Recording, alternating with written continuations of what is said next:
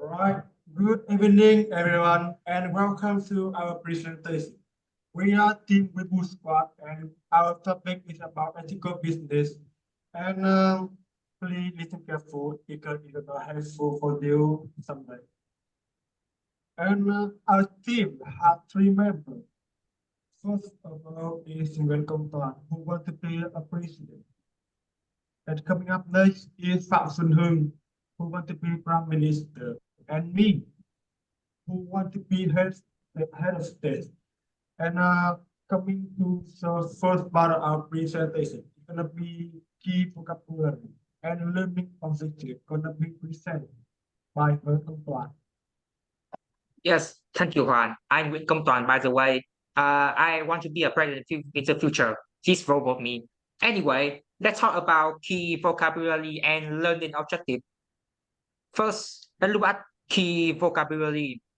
We have bribery, which means hối lộ, ethics, which means đạo đức, deception, which means lừa dối, responsibility, which means trách nhiệm, fairness, which means công bằng, generosity, meaning hào phóng, and finally we have corruption, meaning tha hóa.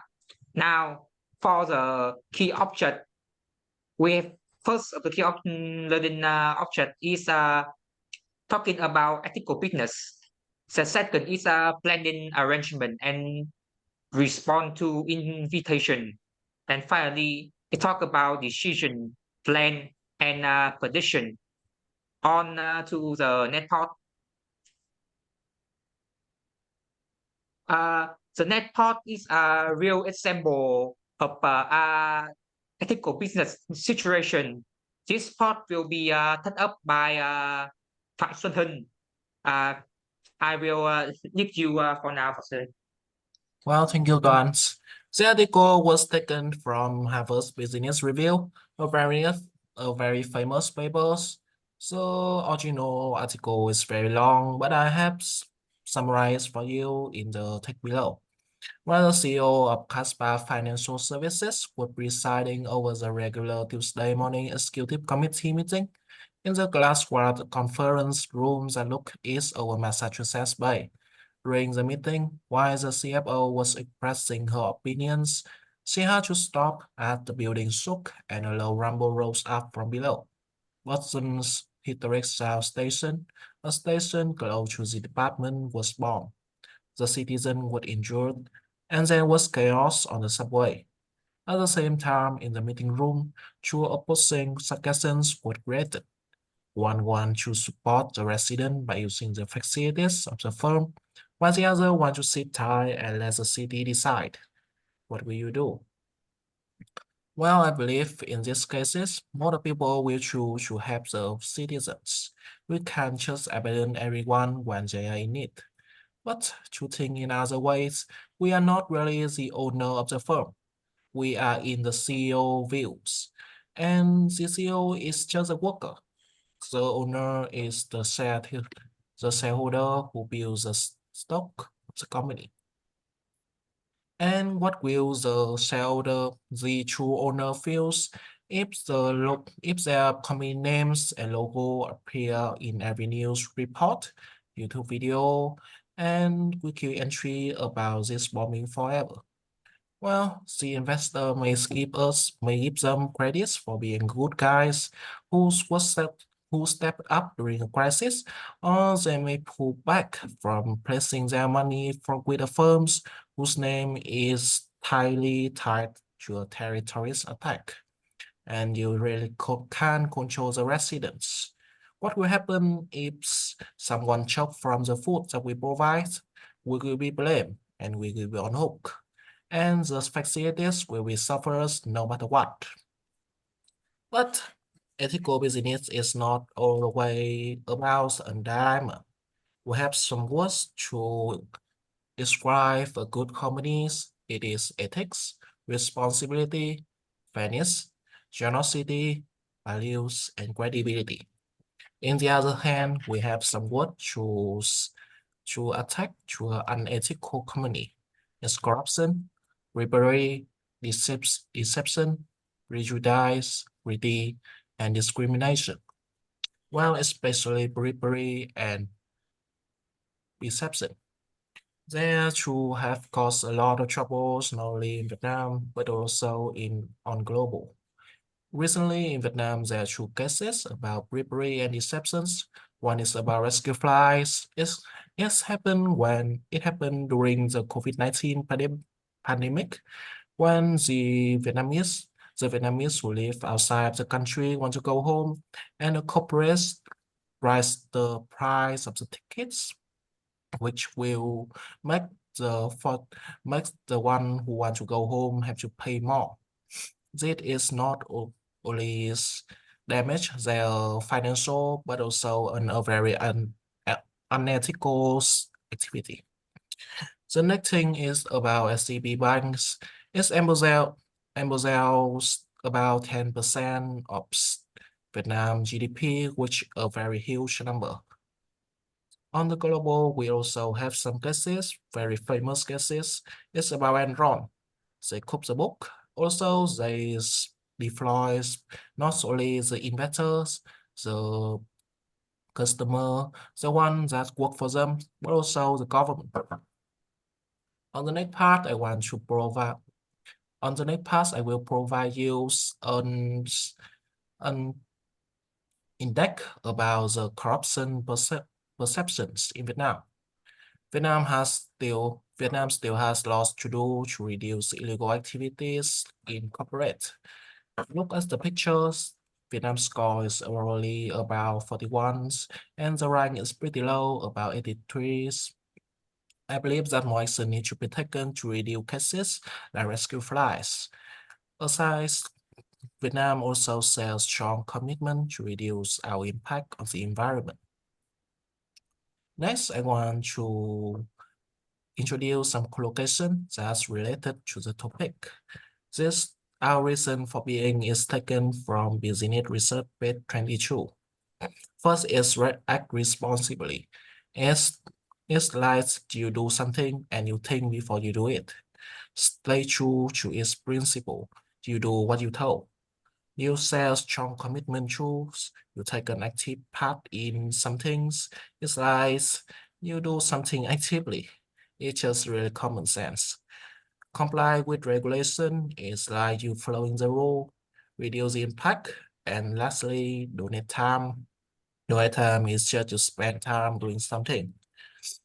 While the next part will be discussion about ethical companies, which will represent to you by Nguyễn Thái Hoàng and me. All right, welcome everyone to my channel, Gathering. And today we have a talk show about ethical business. And we got a guest speaker, afternoon. How have you been lately, bro? Yeah, it's pretty tired of this hour, but I guess I'm still okay. That's it. Still here, bro. We got last try, but I hope we're gonna do okay this time. I hope so. So I want also.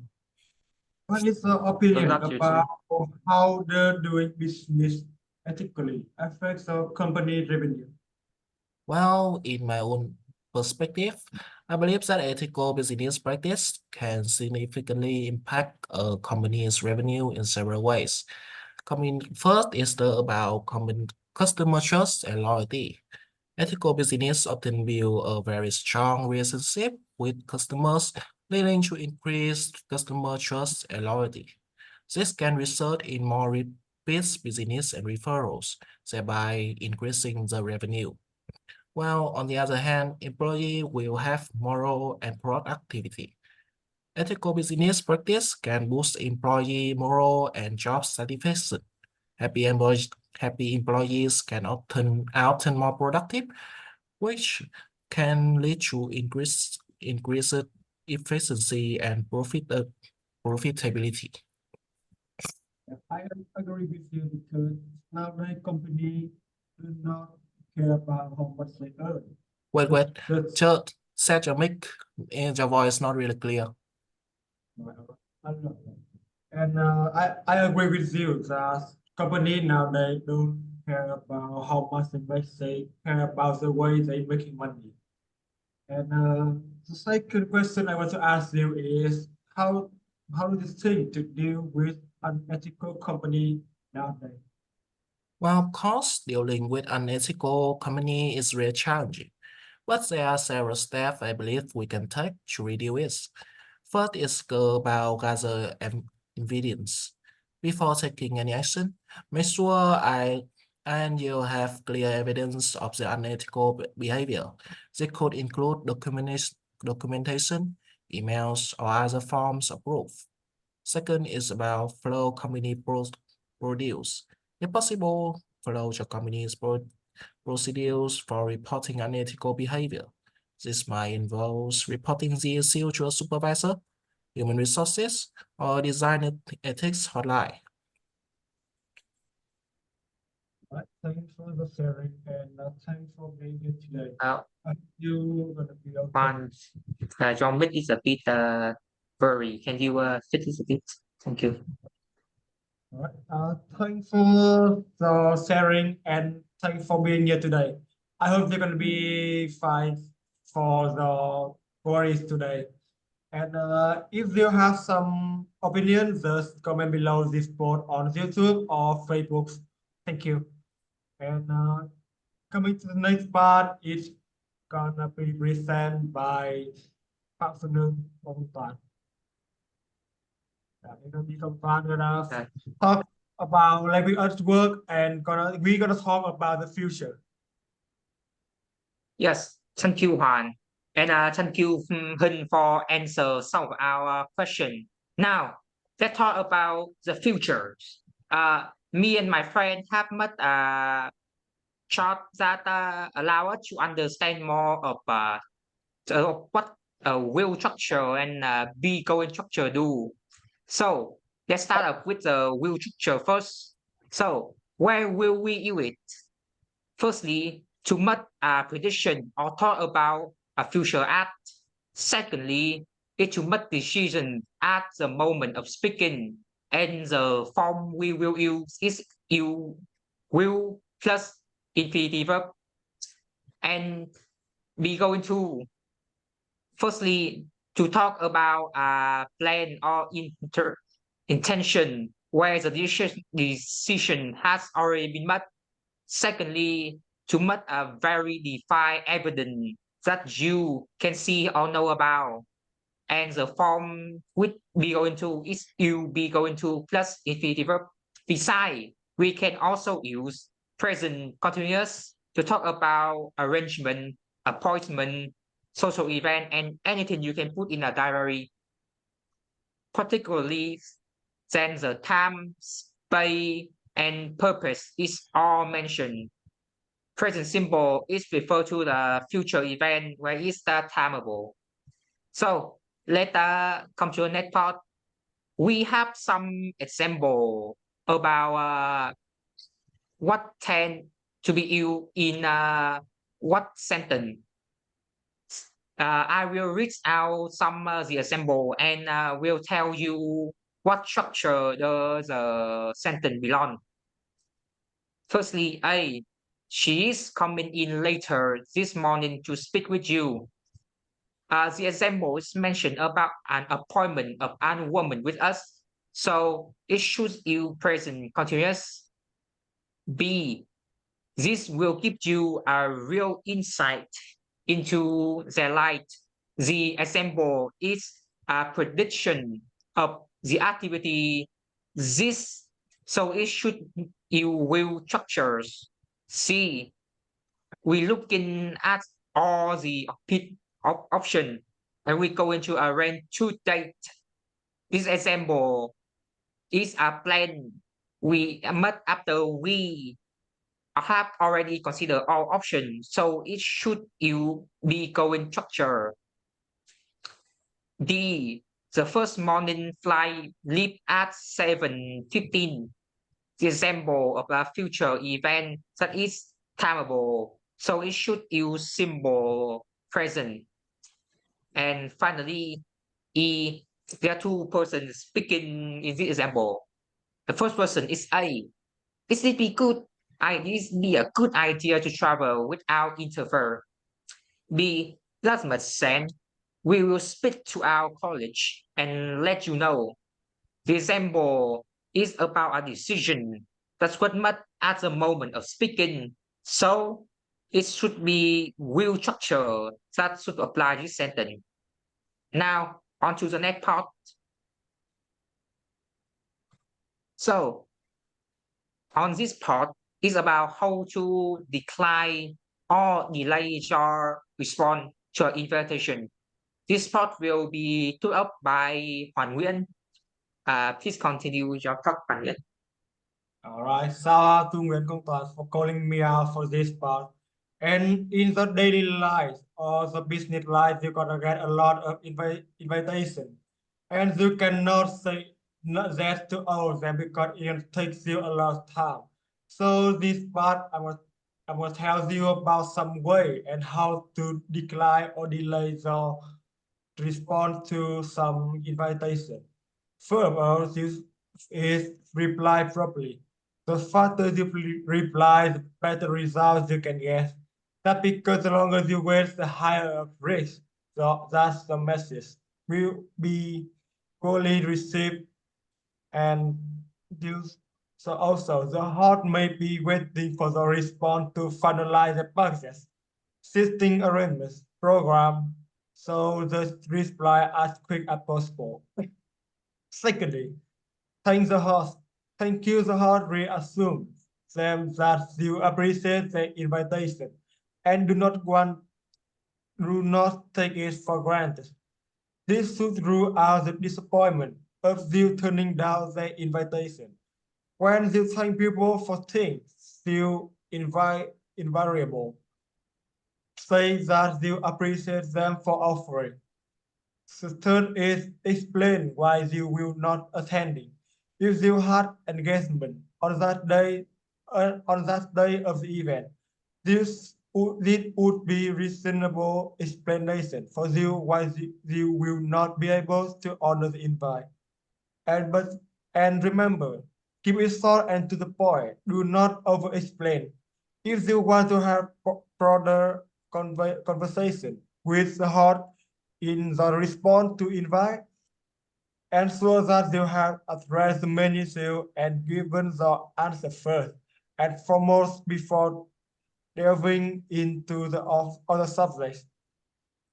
And 5. Honestly is bad policy. As a rule of thumb, avoid dishonesty in the feedback because being steady create unnecessary loop and in the response. If you cannot honor the invite, at least give the heart by being as truthful as possible. 6. Offer to send a representative. It's case where you cannot attend, but you can find someone to represent you.